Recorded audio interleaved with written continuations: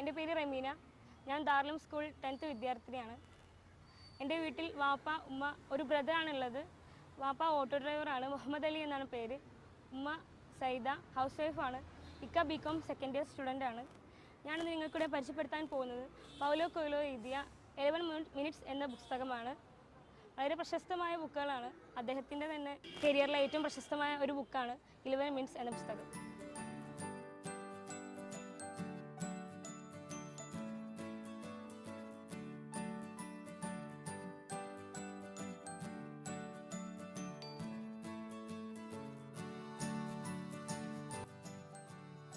പണ്ടൊരിക്കൽ ഒരിടത്ത് മേരി എന്നു പേരുള്ള ഒരു വേശ്യ ഉണ്ടായിരുന്നു.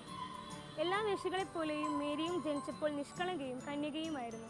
കൗമാരക്കാലത്ത് അവൾ തൻ്റെ ജീവിത പങ്കാളിയാകാൻ പോകുന്ന പുരുഷനെക്കുറിച്ച് സ്വപ്നം കണ്ടിരുന്നു. അയാൾ ധനികനും സുന്ദരനും ബുദ്ധിമാനുമായിരിക്കണം. വിവാഹത്തെക്കുറിച്ച് അവൾ കിനാവ് കണ്ടു. മനോഹരമായ വസ്ത്രങ്ങളും അവൾ കണ്ടു. 2 കുട്ടികൾ അവൾക്ക് വേണം. അവർ വളർന്ന് വലുതായി പ്രശസ്തരായി മാറണമെന്ന് അവൾ ആഗ്രഹിച്ചു. മനോഹരമായ ഒരു വീട്ടിലായിരിക്കണം താമസിക്കണമെന്ന് അവൾ നിശ്ചയിച്ചു. മരിയയുടെ അച്ഛൻ നാടുതോറും ചുറ്റി നടക്കുന്ന ഒരു കച്ചവടക്കാരനായിരുന്നു. വസ്ത്രങ്ങൾ ഇസ്തിരി ഇടുന്നതായിരുന്നു അമ്മയുടെ ജോലി. ബ്രസീലിലെ ഒരു ഉൾനാടൻ പ്രദേശത്തായിരുന്നു അവർ താമസിച്ചിരുന്നത്. അങ്ങനെ തൻ്റെ രാജകുമാരൻ്റെ വരവും കാത്തിരിക്കുന്ന വേളകളിൽ അവൾ ചെയ്യുന്നത് ദിവാസ്വപ്നങ്ങൾ കാണുക മാത്രമായിരുന്നു. ആദ്യമായി അവൾ പ്രണയത്തിൽ വീഴുന്നത് 11 വയസ്സുള്ളപ്പോഴാണ്. വീട്ടിൽ നിന്നും സ്കൂളിലേക്ക് പോകുന്ന വഴിയിൽ വെച്ചായിരുന്നു.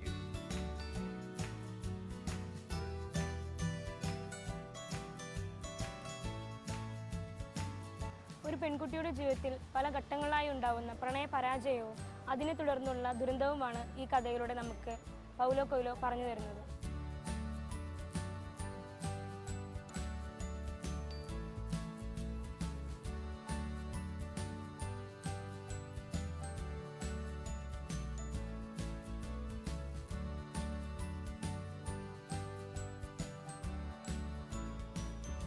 ഡയറി എഴുതുന്ന ശീലം മരിയക്കുണ്ടായിരുന്നു.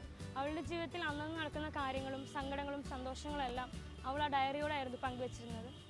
ആ ഡയറി കുറിപ്പുകൾ ഓരോന്നും നമുക്കിവിടെ പൗലോ കൊയ്ലോ ഈ ഡയറി കുറിപ്പുകളായി തന്നെ നമുക്കിവിടെ കാണിച്ചു തന്നിട്ടുണ്ട്.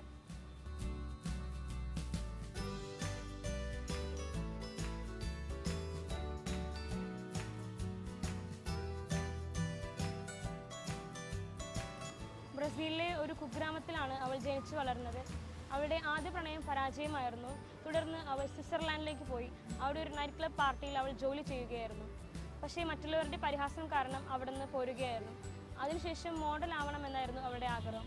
പക്ഷേ ആ ആഗ്രഹവും നാശത്തിലേക്ക് തന്നെ പോയി. അതിനുശേഷമാണ് അവൾ ഒരു വേശ്യയായി മാറിയത്.